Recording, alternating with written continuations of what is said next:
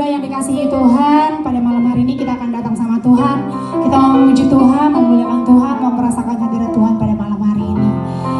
Teman-teman yang di rumah, yang dimanapun, siap memuji Tuhan malam hari ini, amin. Teman-teman mau berdiri silakan, mau duduk juga nggak apa-apa. Kita tetap mau merasakan hadirat Tuhan. Haleluya. Kita mau memuji Tuhan.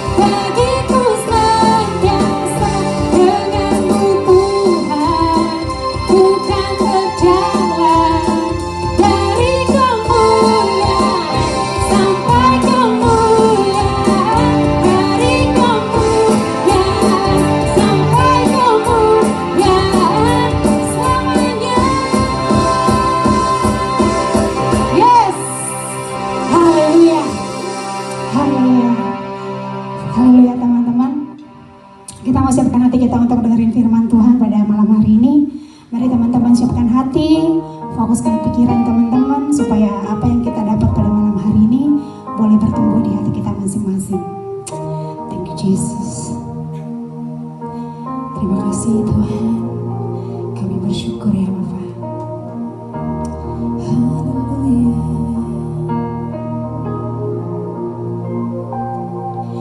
Bapa, Engkau mengenalku lebih dari siapapun. Engkau tahu ceritaku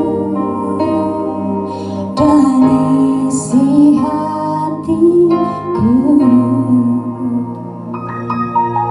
Tak peduli masa lalu, Engkau tetap memilihku. Bagianku sempurnakan jadi karya yang indah. Katakan kini aku percaya tiada yang mustahil bagimu. Kuasamu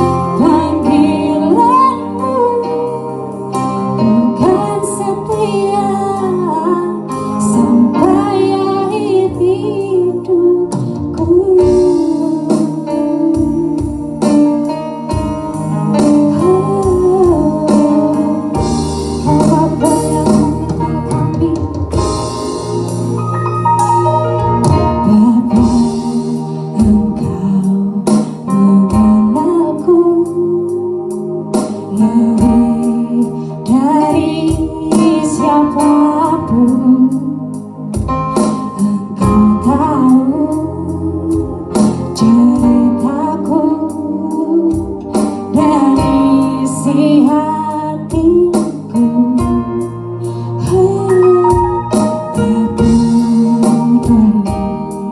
Masa lalu engkau tetap memilihku. Ubahkanku, sempurnakan jadi karya yang indah. Kini aku percaya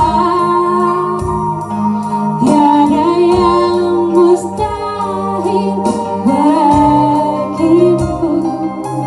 Kuasamu ubahkanku, dasarku percaya.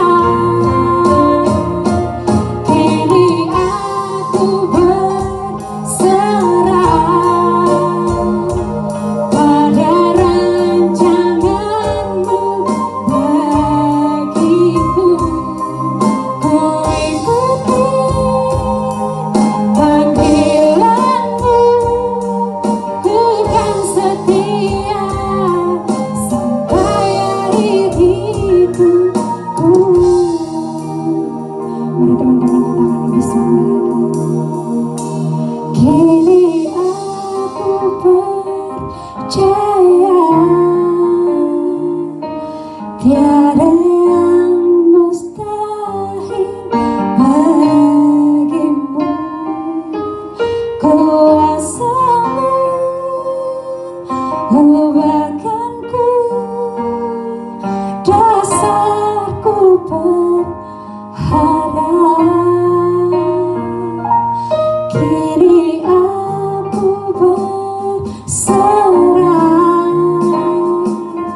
pada rancanganmu bagiku.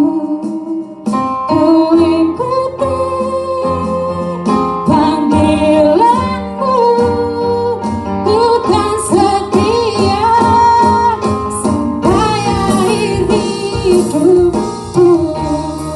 Lebih sungguh lagi, oh, kini aku percaya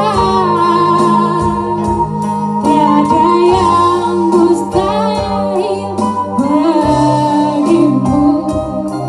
Kuasamu ubahkanku, dasarku berharap. Kini aku berserah pada rancanganmu bagiku. Ku ikuti panggilanmu, ku kan setia sampai akhir hidupku.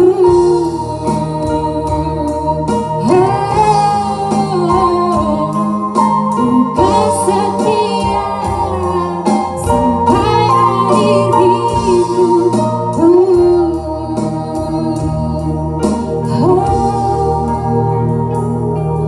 Ku kan setia sampai akhir hidupku. Terima kasih Tuhan. Terima kasih Tuhan. Kami siap mendengar firman-Mu Tuhan Yesus. Biarlah teman-teman hari ini boleh diberkati oleh firman Tuhan. Kami siap mendengar firman Tuhan. Hanya dalam nama Tuhan Yesus. Haleluya. Amin.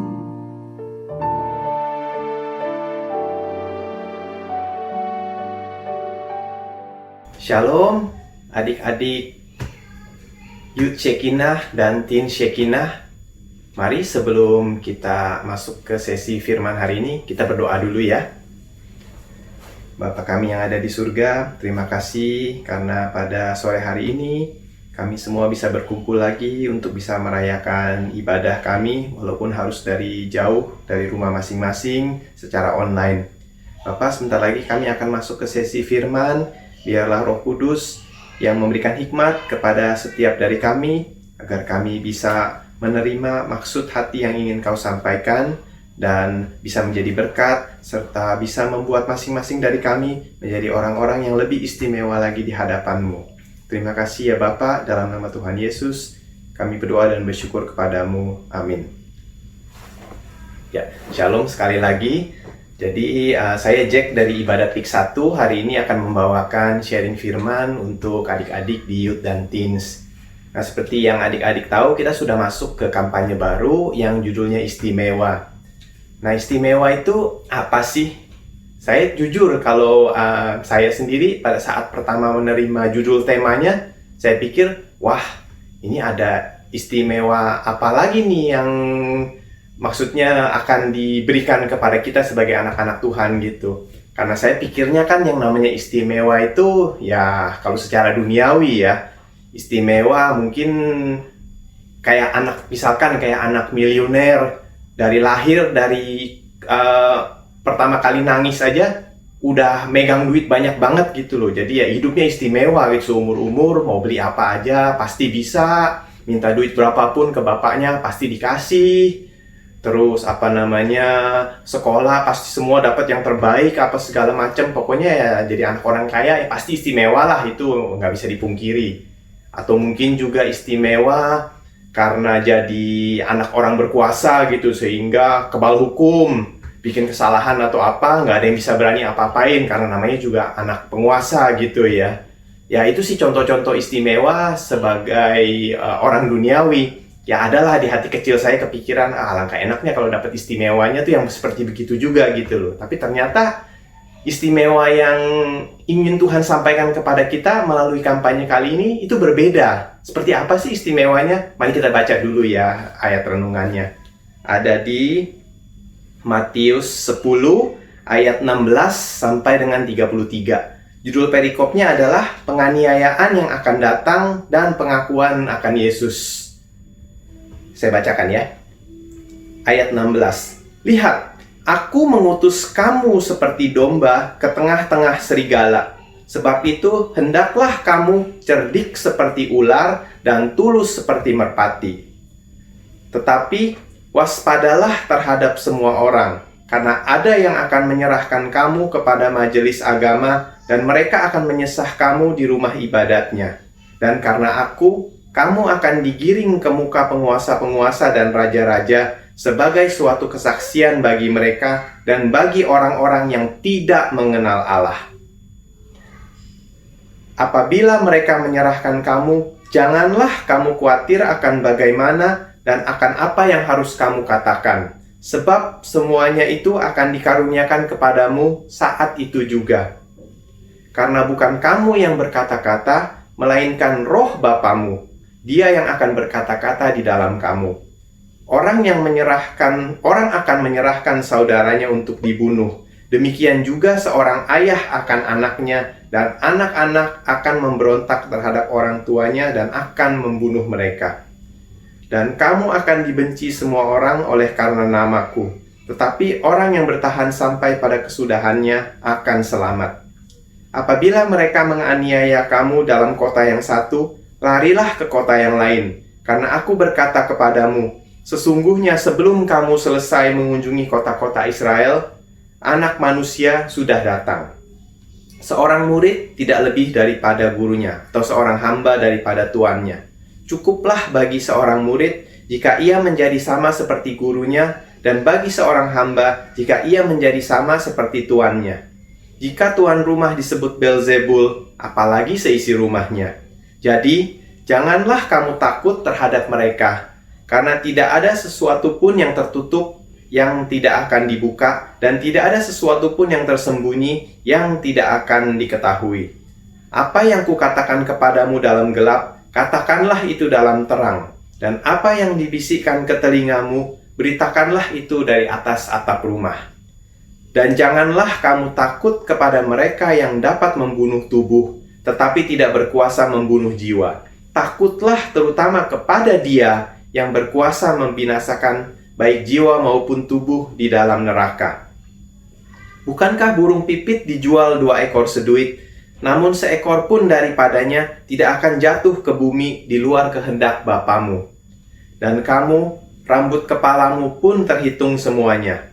Sebab itu janganlah kamu takut, karena kamu lebih berharga daripada banyak burung pipit. Setiap orang yang mengakui aku di depan manusia, aku juga akan mengakuinya di depan Bapa-Ku yang di surga. Tetapi barang siapa menyangkal aku di depan manusia, aku juga akan menyangkalnya di depan Bapa-Ku yang di surga. Demikianlah firman Tuhan.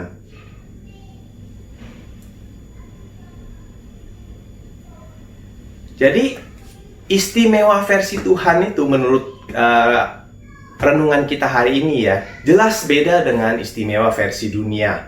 Secara garis besar sih dari renungan hari ini ada 3 yang bisa saya sampaikan. Oke, pertama, menurut renungan hari ini kita istimewa karena kita dimampukan untuk menjadi orang baik dan benar di tengah-tengah manusia duniawi yang sudah semakin jahat dari hari demi hari. Itu ayat pertama tadi yang mengatakan kamu adalah domba di tengah-tengah serigala. Dan bukan hanya itu, tapi juga Tuhan Yesus sudah memperjelas lagi bahwa kita harus menjadi domba di tengah-tengah serigala yang cerdik seperti ular dan tulus seperti merpati. Maksudnya itu apa? Oke, maksudnya begini. Ada istilah terkenal dari zaman dulu yang bunyinya adalah homo homini lupus. Artinya manusia menjadi serigala bagi sesamanya, atau dengan kata lain, manusia memangsa sesama manusia. Dari sekian banyak makhluk hidup yang ada di dunia ini, termasuk hewan buas pun juga, nggak ada satupun yang memangsa sesama jenisnya, kecuali manusia. Jadi ya, kita semua udah pernah lihat lah manusia makan sesama manusia lain. Makan tuh maksudnya artinya nipu, mencuri, merampas, menyakiti, melukai, membunuh, dan sebagainya. Cuma manusia yang bisa begitu. Jadi ya otomatis kita sebagai manusia untuk hidup di tengah-tengah manusia-manusia lain yang seperti itu, ya berat pastinya lah. Nah itulah kenapa kita istimewa. Karena walaupun dalam kondisi seperti itu, kita tetap bisa hidup dengan baik dan benar di dalam Tuhan. Nah, maksud Tuhan mengatakan cerdik seperti ular juga tentu nggak asal sebut. Kenapa pakai ular sebagai contoh? Karena ular itu hewan yang unik. Ular itu cerdik, jago, pintar lah untuk ukuran hewan. Tapi ular tidak pernah menyerang duluan. Ular hanya memakai kecerdikannya untuk membela diri. Jadi kalau ular tidak diganggu, dia pun juga tidak akan mengganggu yang lain. Nah, maksudnya Tuhan itu adalah seperti itu. Kita harus tidak boleh menyerang duluan, nggak boleh cari-cari masalah, nggak boleh bikin ribut. Tapi kita juga harus bijaksana menyingkapi kalau kita tiba-tiba jatuh ke dalam kejahatan orang lain gitu ya. Artinya ya kita harus bisa merespon dengan bijak, bertindak dengan bijak, bersikap dengan bijak. Dan satu hal lagi yang penting, jangan melawan balik sebisa mungkin. Dan selama memungkinkan, kalau bisa melarikan diri, lebih baik melarikan diri aja daripada melawan. Ya, kira-kira itu maksudnya cerdik seperti ular. Tapi selain cerdik seperti ular, dikatakan juga tulus seperti merpati. Nah, ini apa lagi maksudnya? Kenapa merpati? Nah, kembali lagi, dari antara segala macam jenis burung, merpati itu yang paling unik. Kenapa begitu? Karena burung merpati dalam tekanan seperti apapun, dia tetap merpati.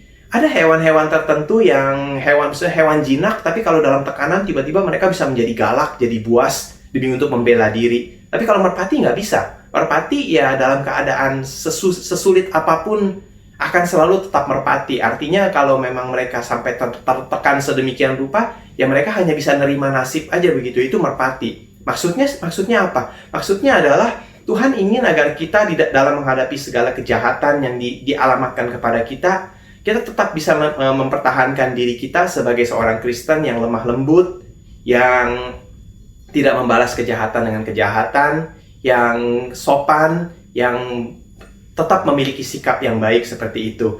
Jadi artinya kita tidak menyakiti, tidak menjadi buas, dan dalam kondisi apapun kita tetap menunjukkan diri kita sebagai orang Kristen apa adanya. Itu maksudnya tulus seperti merpati.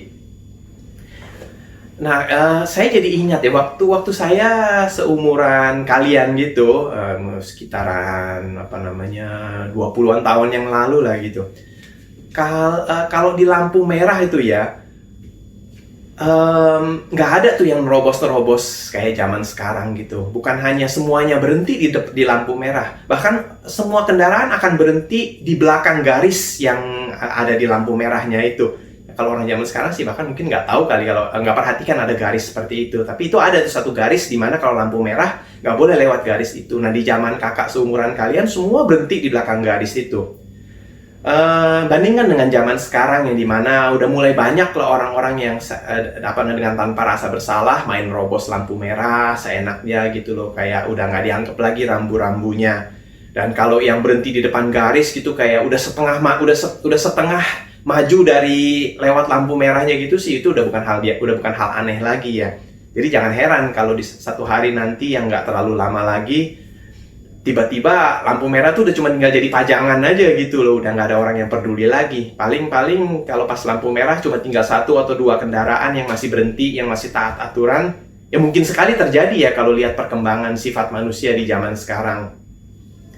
Atau saya juga ingat kembali lagi waktu seumuran kalian, itu yang namanya orang jahat kalau mau ngambil dompet orang gitu ya, mau nyolong lah gitu. Paling banter itu ya mereka antara nyopet yang udah halus banget deh, itu kejahatan yang udah paling halus banget, atau kalau enggak ya nodong gitu kayak ngancem pakai pisau. Tapi jarang banget yang bener-bener akan sampai ngelukai atau bahkan membunuh korbannya.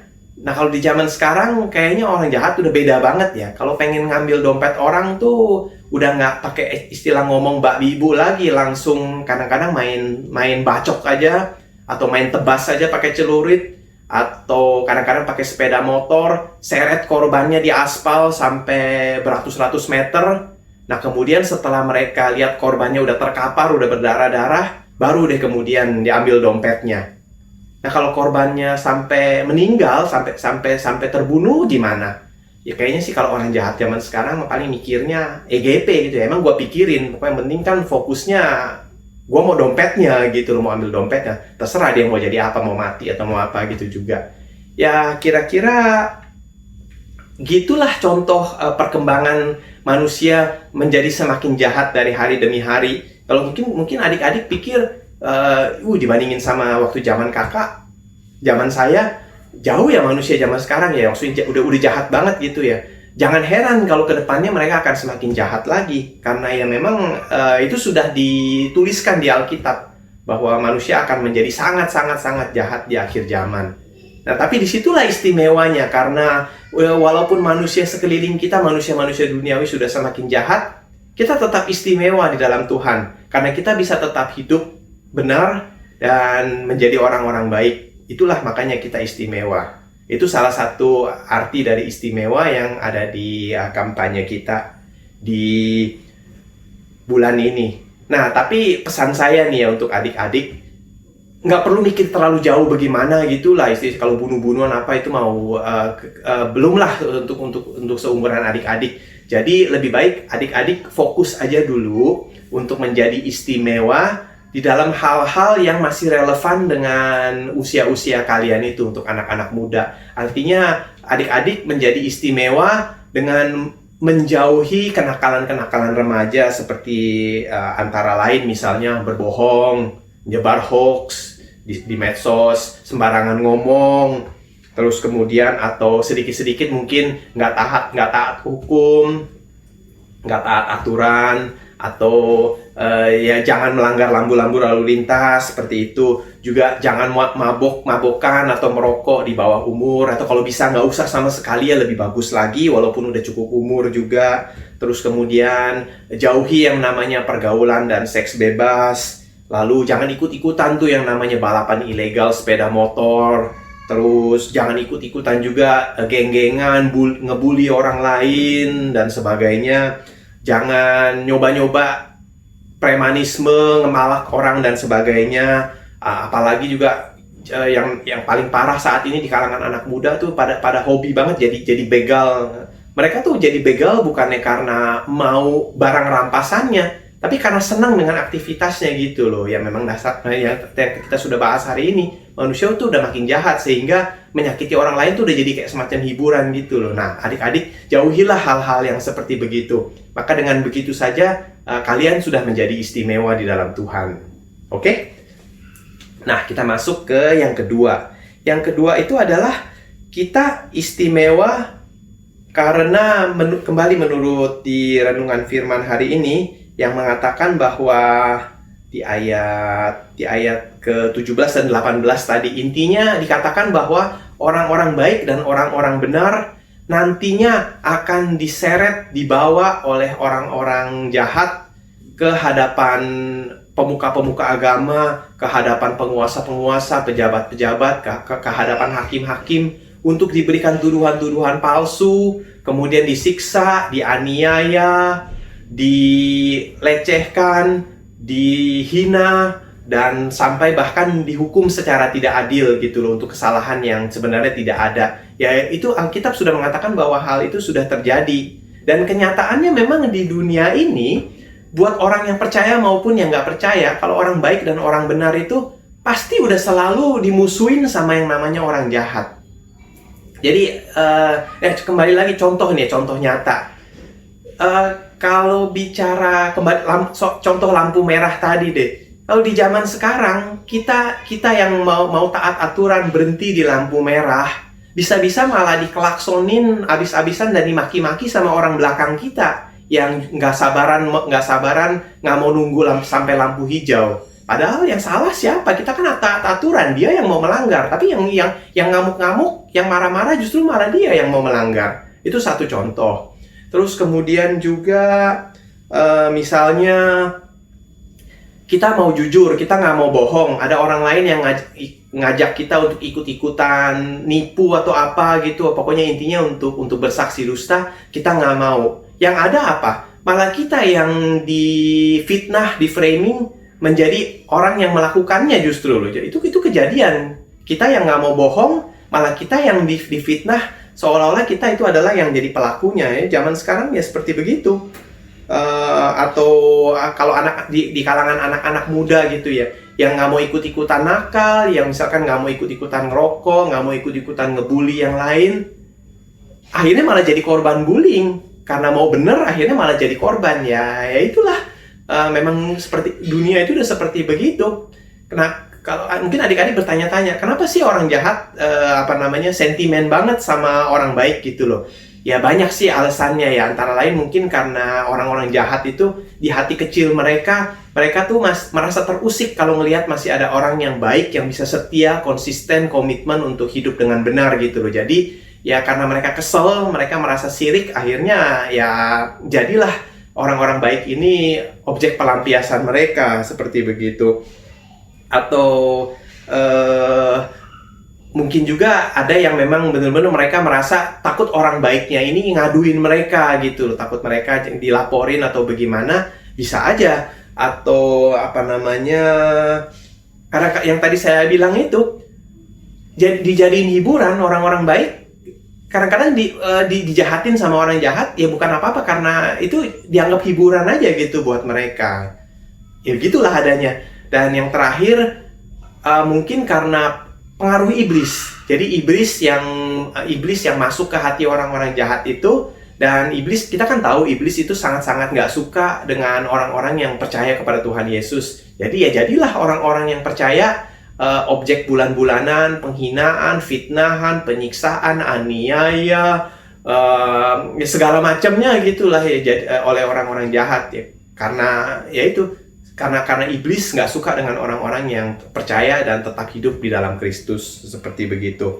Nah, tapi ada satu lagi istimewanya, masih di dalam istimewa yang kedua ini. Istimewanya itu adalah di ayat ke-19 dan di ayat ke-20, yang intinya mengatakan bahwa pada saat kita karena memilih untuk terus hidup dengan baik dan benar, kita menjadi korban aniaya, menjadi korban penyiksaan, menjadi bulan-bulanan orang yang jahat. Pada saat itu terjadi, pada saat kita dihadapkan kepada mahkamah-mahkamah agama, itu tidak usah khawatir. Istilahnya, ini adalah sebuah keistimewaan. Itu kenapa? Karena pada saat hal-hal tersebut terjadi, Tuhan yang akan secara langsung campur tangan di dalam hidup kita. Melalui Roh Kudus, Dia yang akan menyampaikan apa yang harus kita, pembelaan-pembelaan apa yang harus kita ucapkan saat kita dituduh, lalu bagaimana cara kita harus bersikap menghadapi mereka, atau kemana, apa yang harus kita lakukan, kemana kita harus pergi. Nah, itu nanti Tuhan yang akan secara langsung campur tangan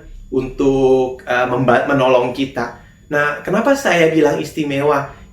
Istimewa karena banyak orang percaya yang nggak pernah mengalami interaksi pribadi dengan Tuhan gitu loh, walaupun sudah puluhan tahun percaya juga. Nah, tapi Tuhan berjanji saat kita dihadapkan pada kesusahan-kesusahan ini, Dia akan campur tangan secara pribadi di dalam kehidupan kita. Jadi menurut saya itu ada sesuatu yang istimewa, karena kita akan jadi bisa mengalami yang namanya perjumpaan pribadi dengan Tuhan gitu. Melalui kesusahan-kesusahan ini, kita akan benar-benar bisa merasakan kuasa Tuhan, campur tangan Tuhan, dan kita akan benar-benar merasa intim dengan Tuhan. Nah, itulah kenapa kenapa hal tersebut istimewa. Seperti itu. Nah, lalu kemudian yang ketiga, yang terakhir, tapi yang menurut saya paling keren, itu adalah kita istimewa karena pada saat kita hidup di tengah-tengah manusia-manusia duniawi yang sudah semakin jahat, lalu kemudian kita tetap bisa konsisten, komitmen untuk hidup dengan baik dan benar, sehingga kita jadi harus menderita karena itu, kita dipersekusi, kita disiksa, kita dianiaya, kita menderita, kita dihukum yang tidak semestinya. Nah, pada saat hal-hal tersebut terjadi, itu akan menjadi sebuah kesaksian hidup yang paling luar biasa yang akan ada gitu. Jadi maksudnya orang-orang jahat itu pun, yang termasuk mereka yang menyakiti kita, mereka akan melihat kesaksian hidup melalui diri kita, bahwa kita tetap setia kepada Tuhan, kita tetap hidup dengan benar, kita tetap mempertahankan prinsip-prinsip dan nilai-nilai Alkitab, dan itu akan menjadi kesaksian hidup di mana nanti mereka akan mengatakan, wah, iya memang anak-anak Tuhan luar biasa ya. Di tengah dunia yang jahat mereka tetap baik, dan di tengah segala penindasan dan penganiayaan mereka tetap setia kepada Tuhan Yesus. Itu akan menjadi kesaksian hidup yang luar biasa, yang akan jauh lebih efektif untuk mempertobatkan jiwa-jiwa dibandingkan dengan khotbah yang berbusa-busa sampai berjam-jam, atau KKR yang super mewah, super keren, super bagaimana lah, yang sampai mesti keluar biaya miliaran. Nggak akan ada apa-apanya dibandingin dengan kesaksian hidup anak-anak Tuhan pada saat mereka dianiaya dan tetap setia. Dan kita sudah lihat kok contoh nyata, yaitu dari Tuhan kita sendiri, Tuhan Yesus Kristus. Melalui tuduhan-tuduhan palsu yang dituduhkan kepada Dia, penganiayaan, penyiksaan, penghinaan, diludahi dan sebagainya, diperlakukan semena-mena, sampai akhirnya Dia disalib, dan kemudian sampai harus mati karena itu. Itu adalah kesaksian yang paling luar biasa dibandingkan dengan apapun juga yang bisa orang lain katakan atau saksikan tentang Tuhan kita. Jadi ya contoh nyatanya itu, melalui segala bentuk penderitaan, Tuhan Yesus sudah menjadi kesaksiannya. Kehidupan Tuhan Yesus, kehidupan dan kematian Tuhan Yesus sudah menjadi kesaksian yang paling luar biasa yang pernah ada sampai saat ini. Jadi sama kita pun juga, saat kita nantinya sampai harus hidup disiksa, dianiaya, dijahati dan lain-lain karena kita ngotot untuk tetap hidup benar dan baik di tengah dunia yang jahat, itu juga akan menjadi kesaksian yang luar biasa. Dan itulah alasannya kenapa kita istimewa, ya karena kita istimewa karena kehidupan kita akan menjadi kesaksian hidup bagi Tuhan. Jadi ya pesan saya bagi adik-adik, biarlah adik-adik melalui komitmen kalian untuk tetap selalu hidup dengan baik dan benar, untuk tetap setia kepada Tuhan Yesus, untuk tetap selalu menjalankan nilai-nilai dan ajaran-ajaran Alkitabiah di dalam kehidupan kalian sehari-hari. walaupun dengan berbagai tantangan, kesusahan, konsekuensinya, walaupun kalian sampai harus dimusuhi oleh teman-teman kalian, dibully, difitnah dan lain-lain, biarlah jika kalian tetap setia, maka itu nanti otomatis akan menjadi kesaksian hidup yang luar biasa. Ya, itu kurang lebih tadi 3 keistimewaan yang saya sampaikan kepada adik-adik, keistimewaan yang ada di dalam kampanye kita pada hari ini. Jadi mari kita rangkum ya yang kita pelajari hari ini. Pertama, kita istimewa di dalam Tuhan karena kita akan dimampukan untuk tetap hidup dengan baik dan benar walaupun di tengah-tengah manusia duniawi dan kondisi lingkungan yang sudah semakin jahat di hari-hari ini dan akan terus menjadi lebih jahat lagi ke depannya. Kita tetap bisa hidup setia dalam Tuhan, hidup baik dan benar. Itu adalah keistimewaan yang pertama. Lalu keistimewaan yang kedua, kita akan dianiaya, kita akan disiksa, kita akan difitnah, kita akan dihukum dengan tidak adil, kita akan dibully, hal-hal buruk akan dilakukan oleh orang-orang jahat kepada kita. Namun pada saat itu terjadi, campur tangan Tuhan secara pribadi kepada masing-masing dari diri kita akan nyata. Dan kita akan benar-benar merasakan hadirat Dia, merasakan keintiman dengan Dia. Nah, itu adalah keistimewaan yang kedua. Karena kita akan jadi bisa merasa sangat dekat dengan Tuhan. Kita akan bisa betul-betul mengenal Dia pada saat itu nanti. Dan lalu keistimewaan yang ketiga, melalui ketekunan dan komitmen kita untuk hidup dengan benar dan baik dan selalu setia dalam Tuhan, walaupun nantinya kita akan disiksa, dianiaya dan sebagainya, akan dihadapkan kepada pengadilan-pengadilan yang tidak adil, penguasa-penguasa dan pejabat-pejabat, raja-raja yang culas. Pada saat kita di hadapan mereka dan kita tetap setia, kita tetap memegang prinsip-prinsip hidup kita yang alkitabiah, dan kita tetap setia kepada Tuhan, kita tetap tekun dan taat beribadah, maka kita akan menjadi kesaksian hidup yang luar biasa bagi mereka-mereka. Dan saya juga percaya, walaupun mereka itu adalah orang-orang jahat, tapi pasti melalui kesaksian hidup kita pada saat terjadi aniaya dan lain-lain, akan ada jiwa-jiwa yang akan dipertobatkan lewat kita. Jadi itulah 3 alasan kenapa kita istimewa di dalam Tuhan. Ya mungkin nggak enak kali ya kalau dipikir dibandingin dengan keistimewaan duniawi tadi yang saya sebutkan di awal, istimewa sebagai anak miliuner, istimewa sebagai anak raja, anak penguasa. Ya kalau keistimewaan kita beda lah gitu. Tapi saya percaya bahwa keistimewaan yang kita miliki sebagai anak Tuhan itu adalah yang terbaik dan yang terindah yang bisa kita peroleh sebagai orang-orang Kristen yang percaya kepada Tuhan Yesus. Ya, demikian sharing firman dari saya pada sore hari ini. Saya tidak mau berpanjang-panjang dan saya harap adik-adik bisa belajar dan menyadari bahwa kalian semua itu adalah istimewa dan teruskan untuk hidup istimewa. Mari kita berdoa. Tuhan Yesus, kami sudah selesai mendengarkan sharing firman hari ini dan kami sudah dibukakan wawasan baru mengenai apa itu istimewa menurut-Mu, ya Tuhan. Kami ingin berkomitmen untuk dapat selalu hidup dengan baik dan benar, dapat setia kepadamu selalu ya Tuhan Yesus, dan untuk selalu memegang teguh prinsip-prinsip, ajaran-ajaran dan nilai-nilai Alkitab dan nilai-nilai dari gereja Shekinah kami ini. Walaupun kami berada di tengah-tengah manusia-manusia duniawi yang sudah semakin jahat, lingkungan yang sudah semakin jahat, dan walaupun kami menyadari akan adanya resiko-resiko, kami akan menjadi korban dan target dari orang-orang yang jahat karena kami tidak mau ikut dengan mereka, tidak mau mengikuti cara mereka. Namun kami percaya Engkau akan selalu menyertai kami, terutama di dalam kondisi-kondisi yang sulit sekalipun.